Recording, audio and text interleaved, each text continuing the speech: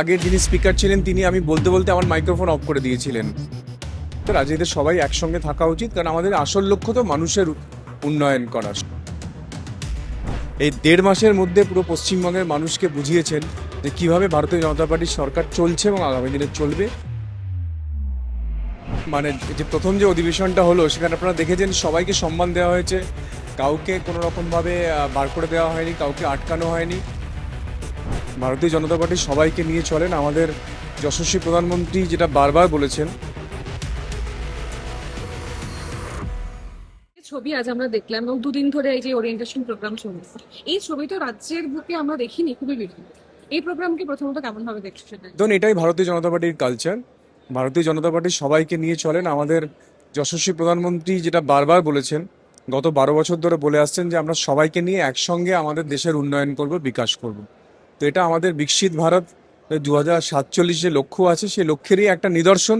পশ্চিমবঙ্গের মানুষ দেখছেন যে আমরা বিরোধী যারা আছেন আমাদের তৃণমূল কংগ্রেস, সিপিআইএম বা কংগ্রেসের সবাইকে নিয়ে, এবং নওশাদ সিদ্দিকীর মতো একজন পার্টির একমাত্র বিধায়ক, সবাইকে নিয়ে আমাদের এই যে কনফারেন্স চলছে, কনভেনশন চলছে, সেখানে সবাই স্বাগতম এবং সবাইকে নিয়ে চলছে। এটাই আমার মনে হয়, এটাই অ্যাকচুয়ালি হওয়া উচিত রাজনীতিতে সবাই একসঙ্গে থাকা উচিত, কারণ আমাদের আসল লক্ষ্য তো মানুষের উন্নয়ন করা, সমাজের উন্নয়ন করা।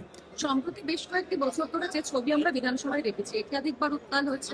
বিরোধীর পক্ষে তখন বিজেপি ছিল, বারবার অভিযোগ উঠেছে যে বিরোধীদের বলতে দেওয়া হচ্ছে না, এবং শুভেন্দু অধিকারী আমাদের মুখ্যমন্ত্রী তিনি আজকেও বলেছেন যে বহুবার তাকে সাসপেন্ড করা হয়েছে। এই যে পরিবেশটা বারবার বিধানসভায় তৈরি হয়েছে, এবার কি সেই পরিবেশ থেকে বেরিয়ে স্থিতিশীল বিধানসভা দেখতে পাবো আমরা? দেখতে পাচ্ছি অলরেডি আমরা যে গত যে প্রথম যে অধিবেশনটা হলো সেখানে আপনারা দেখেছেন সবাইকে সম্মান দেওয়া হয়েছে, কাউকে কোনো রকমভাবে বার করে দেওয়া হয়নি, কাউকে আটকানো হয়নি।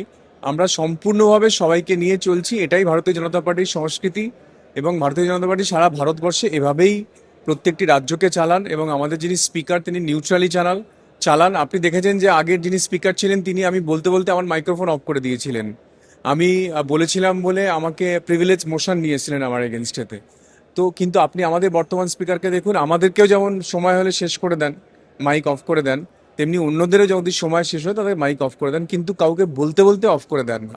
তার মানে এই পার্থক্যটা দরকার ছিল, এবং বাংলার মানুষ, পশ্চিমবঙ্গের মানুষ, সারা ভারতবর্ষ দেখতে পাচ্ছে যে কিভাবে পশ্চিমবঙ্গের নতুন মুখ্যমন্ত্রী আমাদের সবার শ্রদ্ধেয় শুভেন্দু অধিকারী মহাশয় এই 1.5 মাসের মধ্যে পুরো পশ্চিমবঙ্গের মানুষকে বুঝিয়েছেন যে কিভাবে ভারতীয় জনতা পার্টির সরকার চলছে এবং আগামী দিনে চলবে।